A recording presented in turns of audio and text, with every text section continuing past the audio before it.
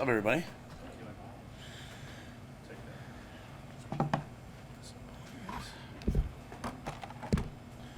All right. Update, kind of roster update, just after the scrimmage and kind of where you guys are at heading into next week. We're still waiting for Marcus Washington back. But other than that, we're a pretty healthy team. Yeah, everyone else is healthy. Teddy should be this week. He's trending in a really favorable direction.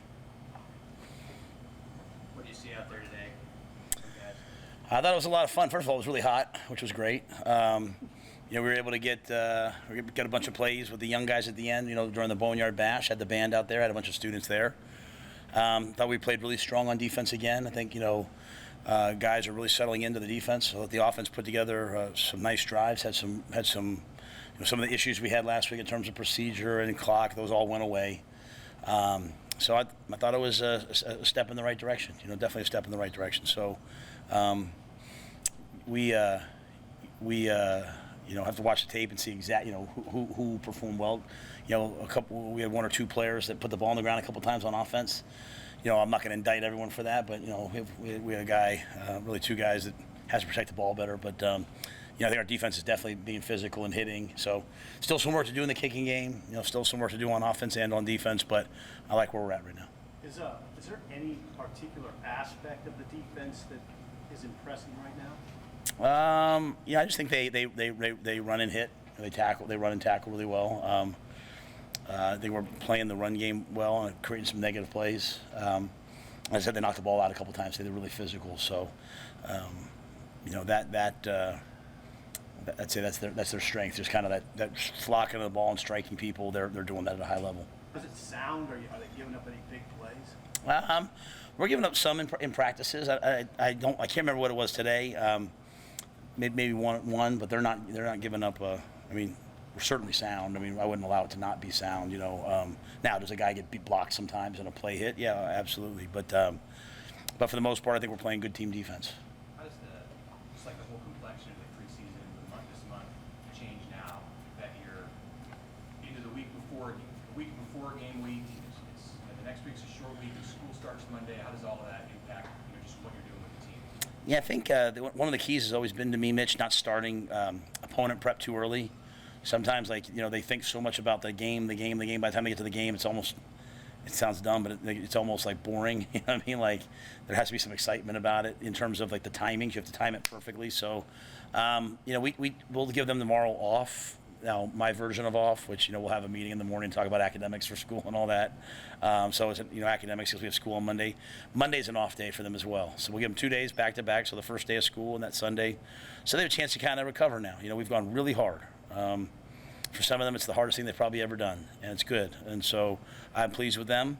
So we'll take 2 days, and then we'll kind of, go 3 in a row. Tuesday, Wednesday, Thursday. We'll have a mock game Thursday night under the lights. I'll come in Friday, do some stuff, give them Saturday off. Then we'll practice on Sunday like a normal game week, give them Monday off, and start again on Tuesday. So in terms of opponent, scout, and prep, really talking completely about the opponent. We'll introduce some things on Tuesday, Wednesday, Thursday, and then really that Friday will be truly a, hey, hang everything up. Hey, we're in game week. Matt, Marcus Satterfield asked Jeff Sims to cut down his turnovers and raise his completion percentage in the spring, as he did. Did that carry over into August that you've seen? Yeah. He just taking great care of the ball. I think when the Big Ten Network came, they talked about him, being the highest in college football in terms of returning turnovers. I wouldn't have ever suspected that because just being around him. So I went back and watched them. There was a lot of times you would say they were probably not his fault. He was getting hit, or someone got hit and dropped the ball. I think Jeff's taking great care of the ball. It's a fine line, right? We talk about the toxic battle here. It's an old Brian Billick stat. We want to win the turnover battle, but also win the explosive play battle. So we can go out there and go into a shell and, not turn the ball over ever, but go 3 and out. It's the same thing, right? So we want to be explosive, and I think Jeff is learning that line of when to be explosive, when not, when to take a chance and when not to. So we don't want to play scared. That's the biggest thing for this group is they can't play scared. So, but I think he's done a really nice job, Steve. I think he's playing really good football, and there's still a lot to learn. I know we're playing on 8:31, but there's a lot of games after that, and so we're just trying to get better and better and better and better and better every day. So I think we'll see him play really good football this year. When do you think you'll have captains? Maybe you do. Yeah, we won't do captains. We'll do. I think the season, especially the first year, gives you so many opportunities to lead, and so we'll do a game. We'll do game captains, right? And then when we get to bowl season, we'll vote for permanent captains. But guys emerge as the year goes on, right? And so, we kind of have our single digits, which is one thing. We'll have a unity council. The guys will vote for guys onto that. So what you're looking for is different opportunities for different guys to serve in different ways. And I'll never forget my senior year at Penn State. I wasn't a great player, but I was a captain, at home against Minnesota. We were, I think, number 1, 2, or 3 in Canberra. We were in the nation. So that was an experience for me, right? So I've just kind of carried that over to all of our players. So I'd look for all of our seniors and some of our juniors to have a chance to be game captains this year. Do you plan to put out a public depth chart? And then what about black shirts? I've never been asked about depth charts more in my life. Yeah, we'll put out a depth chart. Yeah, 100%. Yeah, it'll be a real one too. So, but I do want to say that because a couple people have asked me that, and the players have asked me that. But we really, really, really, in my mind, there's sort of a line, that we're going to play the guys that we think are above the line, and we're trying to get other guys above the line. So, there might be a guy who's a starter. I couldn't tell you, who's the starter, Cam Lenhart or Blaze Gunnerson. The answer is yes. They're both starters. You know what I mean? So, and I think Tony's doing a nice job of playing with some different packages. So, we have a lot of guys who can play for us. But yeah, we'll do that. When do we do that? Like game week, right? So we'll do it going into game week, because I'm still in the mode of these next 3 days. I also want to see, Sean, who can handle the grind that I want when school starts. You know what I mean? Who can handle tonight? There's no curfew tonight for the first time. Who's going to be there at 10 o'clock tomorrow morning, and who's going to show up and I slept in? Hopefully no one. But there's just another phase, and again, it's our first time together. So, but yeah, we'll do a depth chart. I think you had a second part of that question. Black shirts. Oh yeah, they'll start when we start game prep. Yeah. If Cam Lenhart's that close, what's that say about him?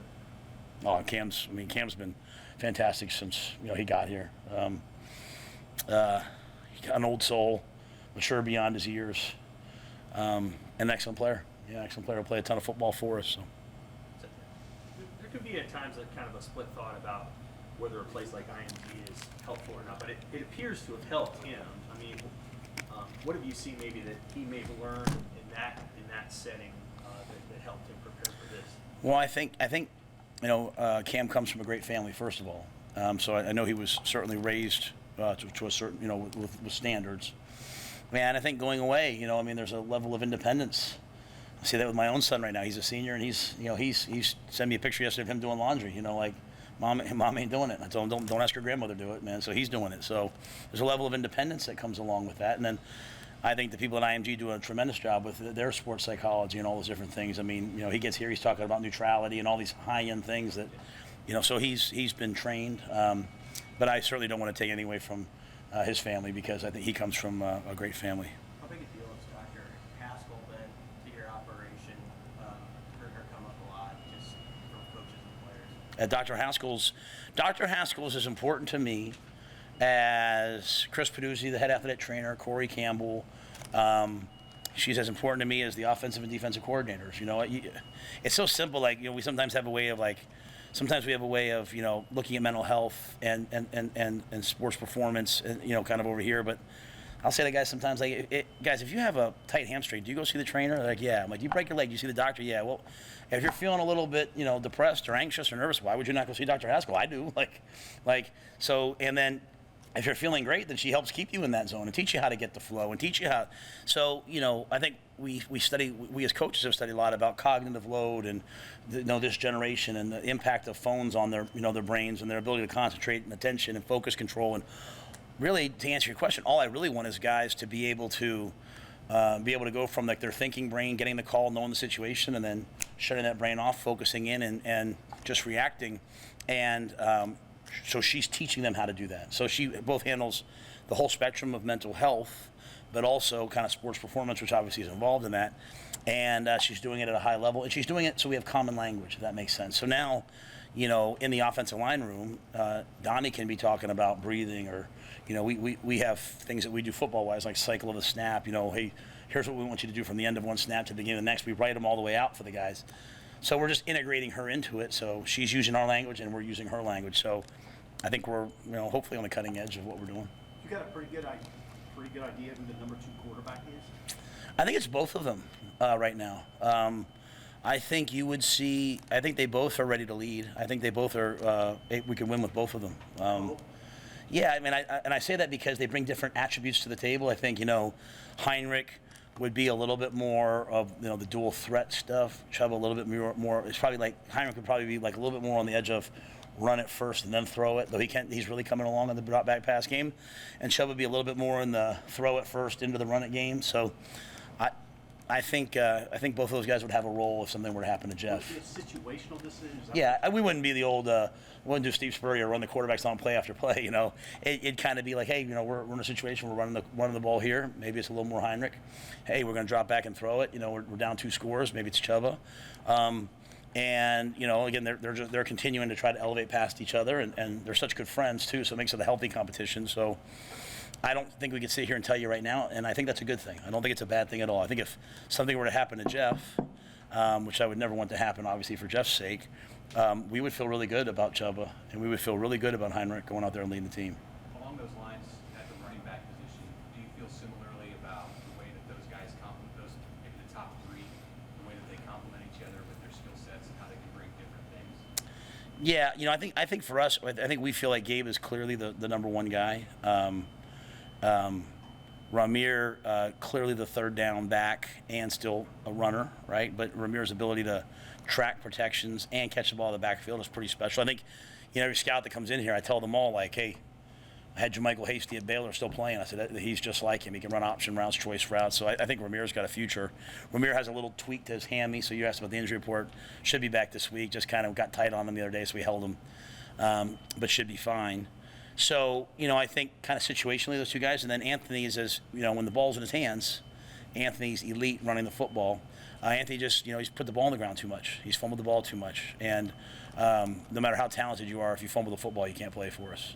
So we're going to continue to work on it with AG. He's had a good camp up until the last couple of days and sort of turning the ball over, but it's been an issue. And I normally wouldn't say that out loud, but I'll say it because Anthony, he knows exactly, hey, I've got to conquer this. But when he's right, he sees it as well as anybody. And then we have a 1-2-3 punch. And then I'd say Emmett Johnson is, he's in the running to be our starting kick returner. And Emmett's, he's a versatile all-around back. And I think he can help us as well.